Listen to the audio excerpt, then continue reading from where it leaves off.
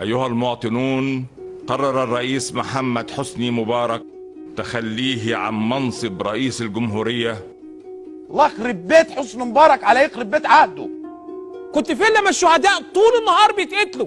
لما بيسأل لي القاضي ما مدى مسؤولية رئيس الجمهورية الأسبق عن الوفيات والإصابات التي حدثت في القاهرة، أنا قلت إيه؟ الجيم هو مسؤول عن كل ما يجري في البلاد وبما فيها سقوط هؤلاء القتلى والمصابين.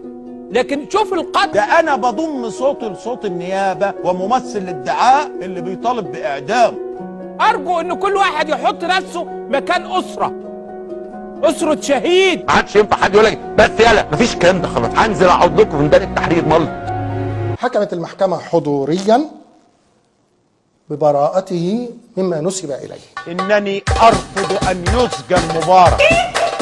كل الرأي أن يحكم على مبارك أو أن مبارك يمثل أمام المحكمة. أولا تحياتي ونقول مبروك لحضرتك.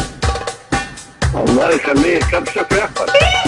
انا عايز هيتحاسب عليه.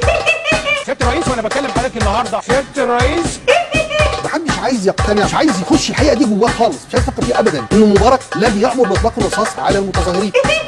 كم واحد شهيد؟ 239 على فكرة فقط. محدش عايز يقتنع بيها نهائيا، ليه يا جماعة؟ عايز تقتنعوا ليه؟ إذا واحد انتحر إزاي ياخد تعويض؟ هل ده يحسب إنه شهيد؟ ليه يا جماعة؟ مش عايز تقتنعوا ليه؟ راح مطلعين نكته كده، قال لك عمرو اديب مش عارف قال ايه. طب مليون جنيه مني اهو لاي حد يطلع لي الكلمه دي انا قلتها. هنزل اقعد لكم في ميدان التحرير ملط.